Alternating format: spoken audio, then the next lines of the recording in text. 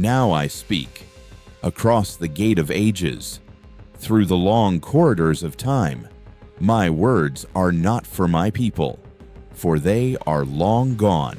I speak to you, the heirs of a world you believe is new, but it is not new. It is old, older than you dare imagine. You walk on the land, have felt the footsteps of others, creatures who claim to be masters of the earth. You look at your history books and see a line that begins a few thousand years ago. The first farmers, the first cities, the first kings. You tell yourself, this is where it all began. But you are wrong.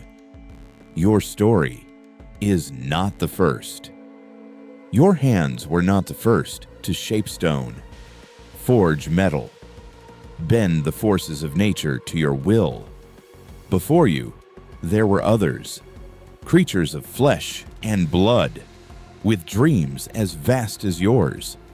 They too built monuments that would last forever. They too sailed the endless seas and gazed at the distant stars. They believed their place in the world was unshakable. And then I stand here, if here can be used to refer to a timeless place, because I wait for their world to end. I have seen their great works vanish as if they had never existed. I have seen the proud fall to despair, the mighty fall apart, and in their ruins, I learned a truth. No civilization is eternal. The earth itself is a giant eraser. You measure time in centuries, but this planet measures it in millions of years. Over such periods, mountains rise and fall, seas appear and disappear. The traces you leave behind, roads, towers, bridges, are but footprints in the sand, soon washed away by the tides of time.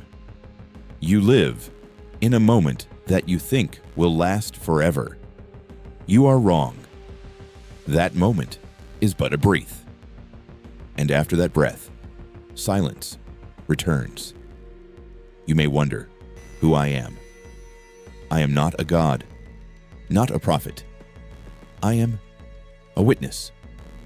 I carry the memory of a people whose name you will never know. Their cities lie deep beneath your sea. Their voices have been erased from the wind. I speak to you now because the signs I saw in my own world, I see them in your world. The hunger for more, the belief in your invincibility, the blindness to the fragility of your own existence. You walk the same path we once walked, and I know where that path leads. This is why I must tell you our story. Not to scare you, but to prepare you, to show you what lies beyond the illusion of eternity. And when you hear it, really hear it, you will never look back at your history or your future the same way again. Close your eyes and erase everything you know. The maps in your mind, the borders of nations, the skyline of your cities, wipe them away. Instead, imagine a world both familiar and strange. The seas were not as they are now, vast continents stretched where today only waves remain. The lands you call deserts were once lush green forests, dripping with rain, alive with creatures long vanished. The air was warmer, the nights darker, the stars unobscured by the glare of a billion lights. And in that world, we lived. We were not gods, but we were as close as we could be. within the span we were given. We bent stone to our will, carved mountains into shapes of meaning, raised pillars that seemed to touch the clouds. We shaped metal in ways your kind has yet to discover. We crossed oceans in ships that skimmed the waves, silent as shadows. We painted the sky, not only the stars above, but the patterns beneath the sea, the unseen forces that bound the world together. Our cities blazed with light, not from fire, but from the brilliance we drew from the earth itself. We tapped into power from the depths, from the very bones of the planet, and we believed it would never run out. We traded across vast distances. Our voices traveled not only by wind or messenger, but by means that, to you, would seem like magic. We spoke to the sky. We read the language of storms. We knew how to call the rain when the fields were dry, and how to hold back the sea when it hungered. But do not mistake us for perfect beings. Ambition, pride, the hunger to reach higher still. These were our nature, as they are yours. We grew restless. We reached too far. We believed the earth could be commanded without consequence. We thought ourselves immune to the turning of the ages. Even then, there were voices, quiet, ignored, warning us of the signs, the shifting winds, the strange seasons, the trembling beneath our feet. But once you have tasted power, it is hard to believe it can ever be lost. And so, we built higher, we dug deeper, we reached farther than we should have. That world, no matter how magnificent, was fragile. All worlds are, and ours was about to learn that the earth gives and the earth takes away. There will come a time when the sky betrays you. For us, it began with light. Not the gentle gold of sunrise, not the silver shimmer of moonlight, but a light that split the heavens open. It came without warning, brighter than 1,000 suns, fierce enough to cast shadows in every direction. We looked up, and in that instant, we knew our world had changed. The air turned to fire. Winds howled like living things. From the far reaches of the horizon came a roar that swallowed every other sound, the voice of the earth in agony. And then came the impact. The ground shook beneath our feet. Walls trembled and shattered as if they were made of sand. The seas pulled back, withdrawing from the shore, leaving behind the bones of creatures and the wrecks of ships long buried. And then, with a fury no mortal or god could withstand, the water returned, not as waves, but as mountains of liquid, towering higher than our tallest spires. Our city drowned in minutes. Those who fled to higher ground found no refuge, for the sky itself had turned against them. Stone, some no larger than a hand, some as large as a temple, fell like rain, each strike bringing fire and death. The world burned. Forests ignited in an instant, the air thick with ash. Day turned to night, and night became something worse, a darkness carrying the stench of life burning away. We did not yet understand, but you would call it a chain reaction. The impact threw dust high into the upper air, blotting out the sun. The seasons collapsed into chaos. The harvests withered. Cold came swiftly, a brutal winter stretching on for generations. Even the seas changed. Currents shifted, bringing strange, poisonous waters to the shores. Creatures we had never seen washed up dead or dying. Others vanished forever. The balance of life was broken. We tried to save ourselves. We built shelters deep underground. We stored food. We prayed to any god we still believed in. But the earth was not finished with us. Quakes split the ground above and below. Storms tore apart what little remained. The survivors grew fewer, their hope colder than the air around them. And then, in less than a single lifetime, an age ended. Our towers fell. Our knowledge was lost. Our history dissolved into mud and stone. We became whispers, shadows, and finally, silence. I tell you this, not for pity, but so you understand. The end of a civilization does not always come slowly. Sometimes it arrives with the speed and the fury of a falling sky. The earth is not only a destroyer, but a keeper of secrets. When the fires died and the waters grew still, our world was nothing but ruin. The survivors came to a land they no longer recognized. Cities that once glittered were now nothing more than skeletons of stone and metal. The roads were gone, the harbors empty, their waters black and silent.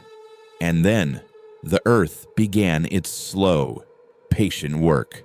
Vines climbed the walls, roots split the stone, winds carried sand, filling the places where we once walked. On the mountains, frost cracked the works we had carved.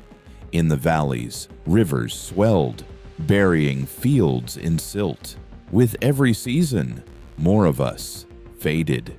In only a few generations, our great avenues became jungle. Markets became swamps. Our grand libraries, where we kept the wisdom of centuries, collapsed under the weight of forgetting. Scrolls and carved tablets turned to dust. The knowledge we tried to pass on survived only in fragments. Stories told by firelight, warnings etched in stone, symbols whose meaning would fade a little more each time they were spoken. And still, the earth was patient. Thousands of years later, she would cover us completely. The shifting of continents swallowed entire cities. Rivers changed course, hiding monuments beneath mud. Volcanoes buried settlements in molten stone. The ocean claimed the coasts, pulling temples into the deep. But nothing is ever truly lost. Even now, a part of us remains. Beneath your deserts lie the bones of our towers. Beneath your jungles, pillars still stand, carved with beasts you have never seen. Beneath the sea, streets lie silent, draped in coral, and sometimes, rarely, a storm or an earthquake will reveal a glimmer, a stone wall where no wall should be, a carving that does not match the hands of your ancestors, a tool that should not exist in the age where it was found. You call them anomalies. You catalog them, debate them, dismiss them as accidents or mistakes. But they are not accidents. They are our fingerprints, left upon the surface of the earth. We tried to leave more, warnings, records. We placed them where we thought They would endure forever, atop mountains, deep within caves, in the coldest places, untouched by time. And yet, the earth found ways to claim even those. Only the most stubborn relics of our world resisted her grasp. And these are what you find, the out-of-place artifacts, the ancient mysteries you marvel at. But they are only fragments of a far greater whole, pieces of a puzzle you do not yet know exists. You walk upon our grave every day. You drink from rivers that once flowed through our cities. You build upon the foundations of our temples. And you believe this world belongs to you. But the truth is, it belonged to others before you. And if you fail to learn from what remains of us, it will belong to others after you. If you take nothing else from my words, then take this. The collapse of our world was not inevitable. It was not fate. It was a choice. We had all the means to thrive forever. We mastered the oceans, shaped the rivers, sculpted the mountains into the shape of our will. We learned to harness the power of the earth itself, heat from the core, lightning from the sky, power from the winds. We could talk across continents in the blink of an eye. We could feed 1,000,000 cities. We could cure the diseases that have haunted us for centuries. But power breeds arrogance. We believed we had conquered nature. We thought we had transcended the cycles that bound all things. And so, we stopped listening. We stopped listening to the earth. We stopped listening to each other. Leaders fight for control of resources that should belong to everyone. Inventors create wonders that can heal, but turn them into weapons. We exploit the land and the seas without restraint, poisoning the very systems that sustain us.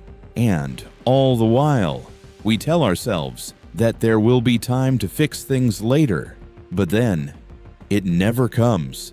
When the first signs appear, strange weather, poisoned rivers, dying forests, we argue, we blame each other, we turn warnings into politics, into commerce, into entertainment. And when nature rebels, we respond not with humility, but with defiance. We built bigger machines, digged deeper wounds, burned brighter fires, and then the breakdown happened. Not a single catastrophe, but a series. One event after another, each one ripping a little more of the fabric of the world apart. Storms ravaged the coasts. Harvests failed in the heartlands. Cities were plunged into darkness as the power grid collapsed. Diseases spread, fed by desperation and scarcity. Governments themselves disappeared. By the time we realized the true scale of the collapse, it was too late to reverse it. The web of life that had held us together for millennia was disintegrating, and we were pulling the first strings. You thought you were different. You believed that knowledge, science, technology would save you. But we believed it too. Look around you. Do you not see the same signs? Cracks forming in the foundations? Voices still full of arrogance? You believe the future will go your way. But the earth does not bargain. It cares not for your wealth, your armies, or your pride. If you continue, as we have done, one day, your cities will be nothing but ruins, swallowed by vines. Your languages will fall silent, and your children, if they live, will tell stories about you as you tell stories about us, a great people that disappeared without knowing why. This is the truth I bring, not to frighten, but to awaken. Now, you stand where we once stood. Your destiny is in your hands. You can choose to repeat our mistakes, or you can choose a different path. But know this, the Earth will survive whether you do or not. If you are listening to these words, then some part of us is still alive, not in flesh and blood, not in the cities we built, not in the machines that once roared across the land. Those have long since crumbled to dust. No, what remains of us lives on in memory and in warning. Deep beneath the crusts of your world, under the rocks, under the sediments, are fragments of who we once were. Monoliths inscribed with stories no living soul can read. Machines whose purpose we cannot fathom. Cities swallowed by the ocean floor. We did not abandon them by choice. We abandoned them because we did not have time to gather what we had built before it was taken from us. Some of you have found these relics. You call them mysteries. You call them legends. You study them with your instruments, your satellites, your restless minds. You debate, are they the work of nature, or are they the work of long-lost human hands? You think the answer will come if you dig deep enough. But the truth is, the answer is not deep underground. It is deep within. The mistakes you are making. You ask, have there been civilizations before you? Yes, many. Civilizations do not arise just once. They arise again and again, like waves crashing on the shore. Each creature thinks of itself as a pioneer. Each creature thinks that the ruins it discovers are just the bones of lesser creatures. And every creature in time leaves behind its bones. We are not the first, and you will not be the last unless you learn something. We have tried to leave you more than rubble. We have encoded our knowledge into structures that can withstand wind, water, and time. We have hidden the truth within your myths, thinking they can survive as stories when the world has forgotten our names. We have planted seeds, literally and figuratively, in the hope that they will sprout into wisdom for generations to come. Some of those seeds have sprouted.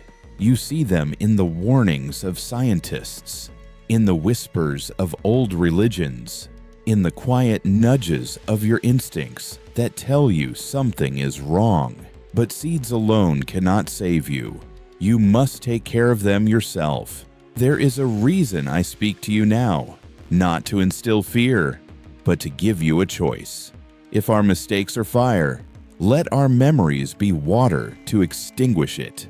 Do not follow the beaten path that leads to destruction. Forge a new path, one that honors the delicate balance on which all life depends. I cannot promise you success, but I can promise you this. Ignore the past. Be silent to the warnings. Believe that the earth belongs to you alone, and you will join us in the long, silent graveyard of civilizations.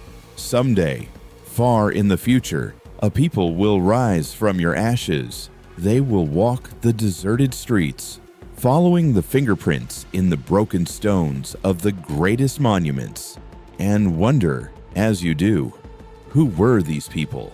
What did they know? And why? Did they disappear? And perhaps, if they listen closely enough, they will hear my voice again. A voice carried not by wind or wire, but by the echo of everything that came before. This is my gift to you, our last legacy. Do not waste it.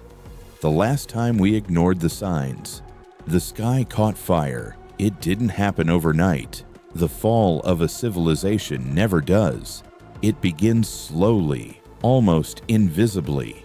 Shifts in climate, strange turns in the seasons, the disappearance of animals we once took for granted. We thought they were just inconveniences, temporary challenges a little ingenuity could fix. But they were early warnings, whispers before the scream.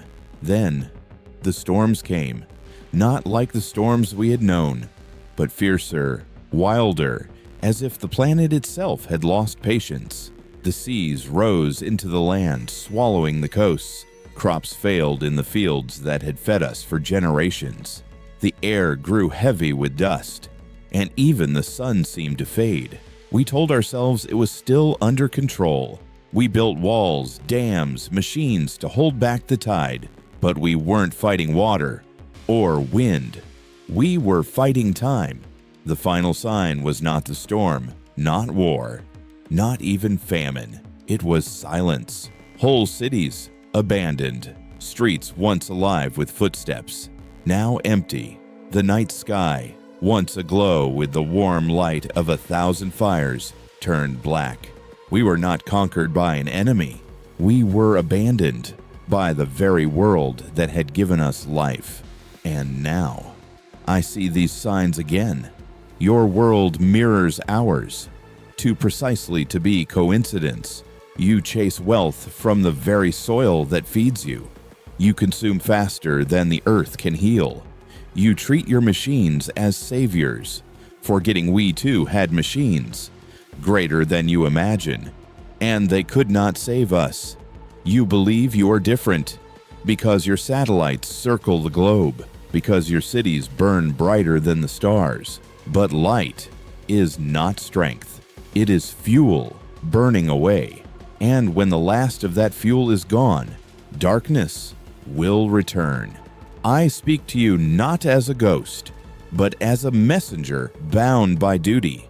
What I tell you now is not prophecy. It is memory. We have walked this road. We know where it ends. The question is not if collapse will come. It is whether you will hear its footsteps before they reach your door. If you are wise, you will look at the ruins, not as curiosities, but as warnings carved into stone. The patterns are there, waiting for you to read. If you dare, learn them, break them, forge a path that does not lead to the same fate. Because if you fail, you will leave your own signs behind, waiting for the next to find them. They will hear echoes of your songs, your laughter, your wars. They will wonder who you were, and they will ask themselves the same question you once asked us. Why didn't they stop? This is the last time I will speak.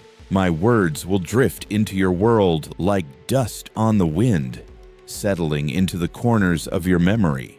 One day, perhaps too late, you will remember them, and you will know they were never just a story. History is not a book you close, it's a mirror you carry. Tonight, you've heard the voices of a long-gone civilization. You've walked through their triumphs, their mistakes, and their final moments with them. But this story isn't just about them. It's about us, about you, about the choices we make when we think we have the world. Every empire believes it will last forever. Every generation thinks differently, but the ruins tell us the truth. Time is invincible. The only question is whether we leave warnings or just ashes. If this story moves you, remember, it's more than entertainment. It's a reminder, a signal across the centuries. At Echoes of the Past, we are the keepers of these voices. We tell them not to scare you, but to wake you up. Because the past doesn't whisper to those who turn away. It screams to those who listen. If you believe these echoes have value, if you want to uncover more truths buried in time, I invite you to join us. Subscribe, share this story, keep the conversation alive, because someday someone will tell the story of our times, and what they say will depend on what we do now.